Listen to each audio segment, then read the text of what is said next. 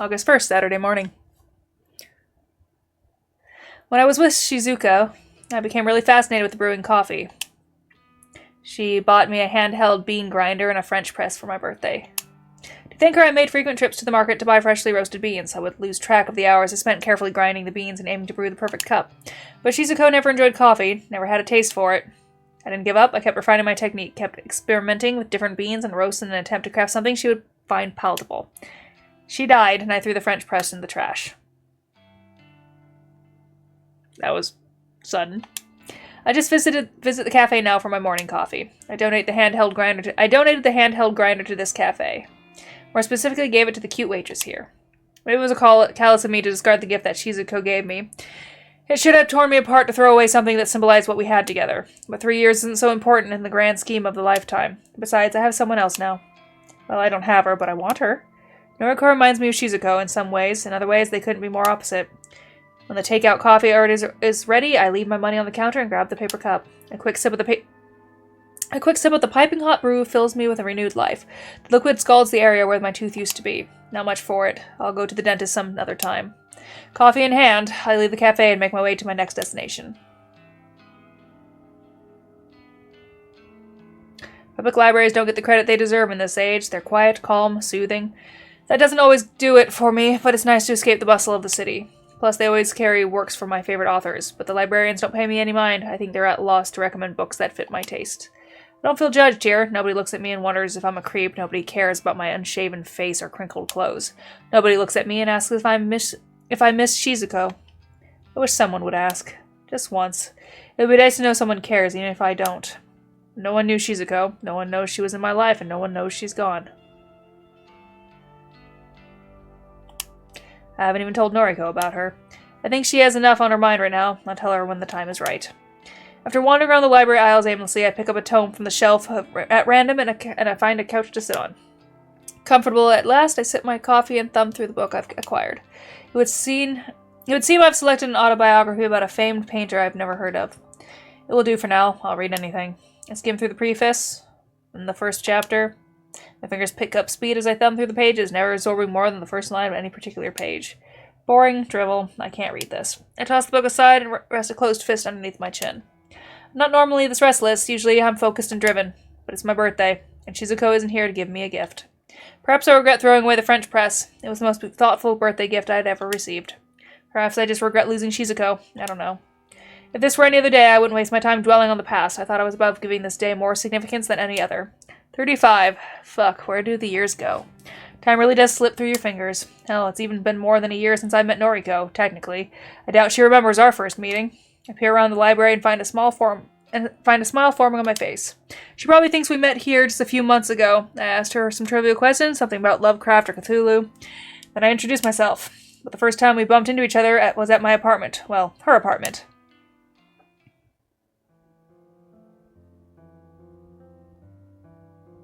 It was a fully furnished apartment.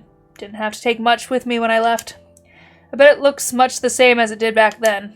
I returned to collect a few last things, a couple of blankets in the closet, a broom and a dustpan, a few knuckle bones, and the usual stuff. A few knuckle bones, the usual stuff. And I wanted to say goodbye one final time. To my surprise, she was there. She was chatting to the landlord casually, inquiring about the terms of the lease. I must have frozen in my tracks when I saw her. I know that I spent a good few minutes simply staring at her. She was beautiful, gorgeous, breathtaking.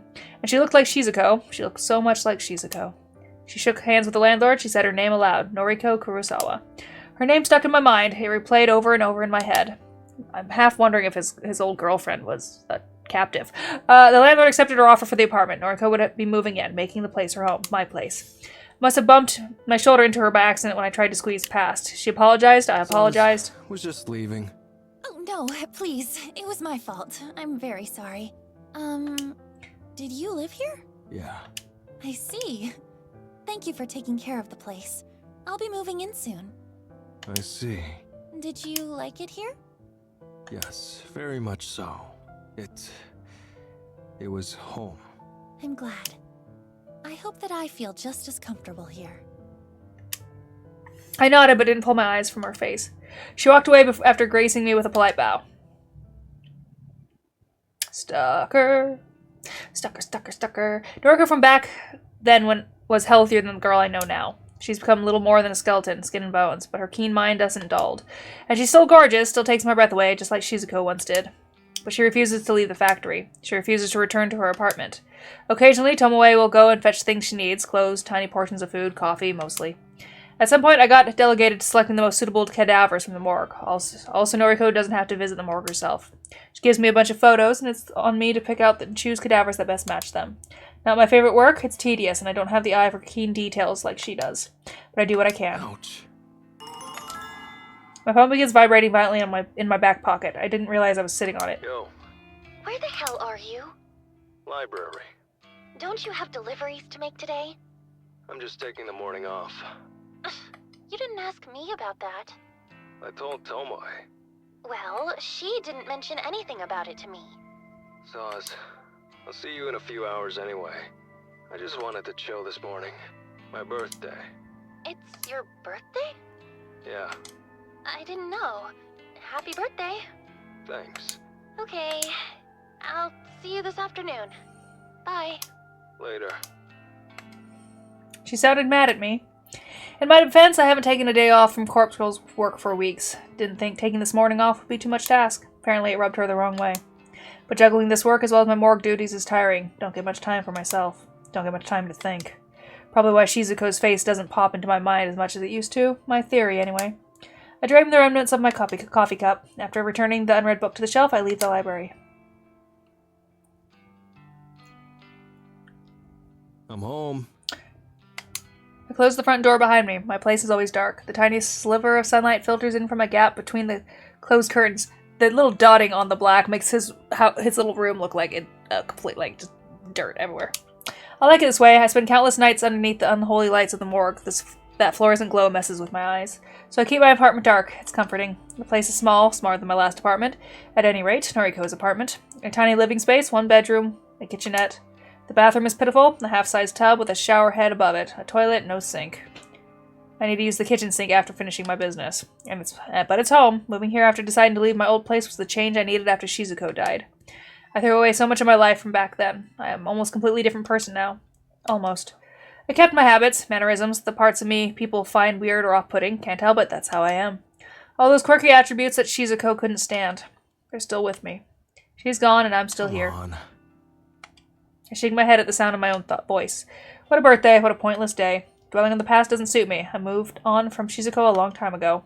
I'm only stuck on her today because of my birthday, because this day reminds me of that damn French press she bought for me. But it's gone now, and she's gone. All that remains is me. That's the way it's always been, probably the way it's always will be. Time for work. I don't feel like staying in and relaxing. I shuffle towards the tall, narrow cabinet in the far corner of my living space. I hoist the door open and look at my clean white coat. It's not stained or dusty like the ones I keep on display near the window. It's my good coat, the one I reserve for special days, like my birthday. The white coat is resting comfortably on a white mannequin inside the white cabinet. I hate the color white. It serves no purpose. Despite its useless color, the mannequin holding the coat does serve a purpose. It carries my treasured possessions. Perhaps mannequin isn't the most fitting word for it, but it will do. It's a cadaver, isn't it? You've stuffed it, and it's now a living taxidermied human. I'm making a lot of assumptions in this game, but I feel like a lot of them are right. So I grab my coat, the sleeves catches on the mannequin's fingers. I tug on it gently and manage to release the coat from the mannequin's bony limb. It's Shizuko, isn't it? It's his ex. Have in mind to say goodbye to empty rooms. Used to be funny when rooms were truly empty. Not so funny anymore, not when the face stares back at me from within the cabinet. It's her. Was she ever alive? Now I'm like, was he in love with a cadaver? Is that why? I don't. Okay. Oh God. Nothing to do about it. Happy birthday. Oh my. I'm making up things in my head that... Ooh.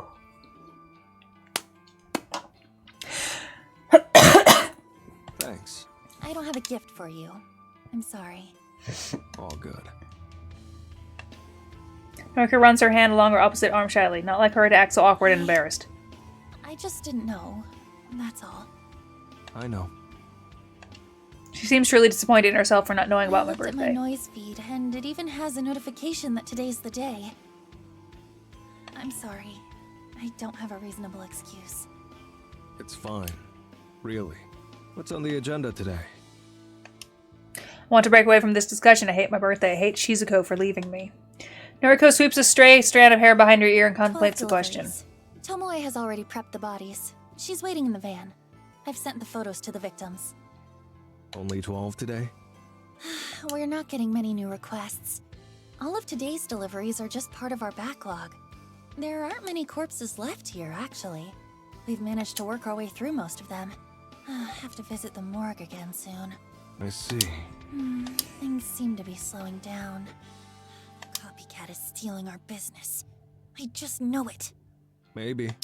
Oh, that reminds me. Whatever happened to Allie's boyfriend? What do you mean?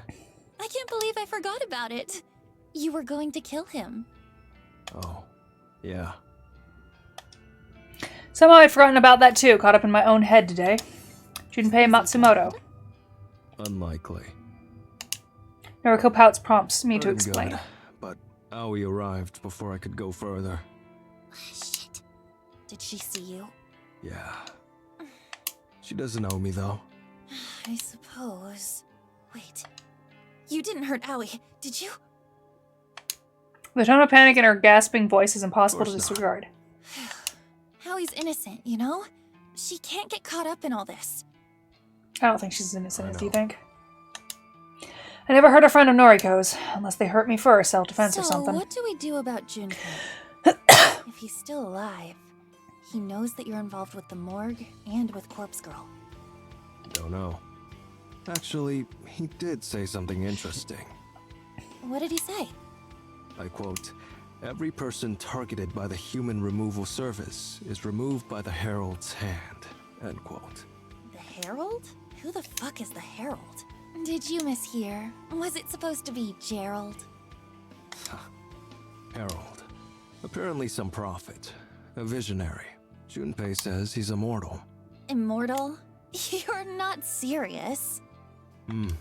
Every killing is carried out by him personally. What the hell? How is that even possible? How can someone kill so many people without getting caught?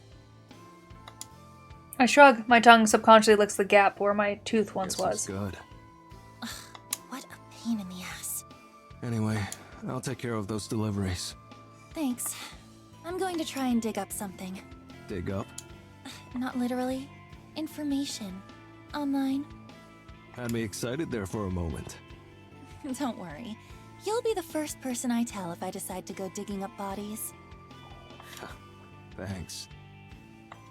I throw Noriko a lazy wave and take my leave. You finally good to go? Yeah. Good. I want to get this over with. Okay. Oh, happy birthday, by the way. Thanks. It's funny to think that Tomoe knows about my birthday. I assume she read about it on Noise since Get we're any now prezzies? friends. Not one. Lame. What do you like? I'll buy you something. Really? You'd do that for me? Of course. He may be a creep, but birthdays are the best. Everyone deserves a present. I think she's being nice, not a fan of being called a creep. Well, I'd like a French press. What's What that? A coffee press. Oh, I know those. Yeah, sure. I'll order you one. Cool? Cool. Thanks. Sure. Happy birthday, Kojiro. Surprisingly, she steps forward to give me a short hug. It feels nice. Contact. She's warm, not like Noriko or the way I imagine Noriko to be. Her hair smells wonderful, like coconut. I'm not sniffing it on purpose. I'm not trying to play up to my reputation as a creep, but it's impossible not to smell it when we're this close.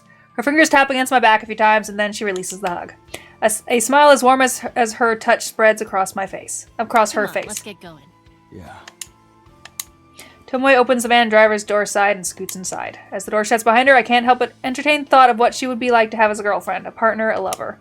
She's nicer than I originally thought, heart's in the right place, but she's not Noriko. Shake the fleeting thoughts from my mind and urge myself to get on with things while she's also taken. Not like you care. Delivery time. Oh, God. Alright, I'm gonna stop here and take a break because I don't want to overdo my throat today because I don't want the cough to kill me. And with that, I will hopefully get this chair fixed with the green screen that's on it, and then maybe be back later today or tomorrow. So, bye, Harley. Thanks for keeping with me. Yeah, big stretch, Iris. Big stretch.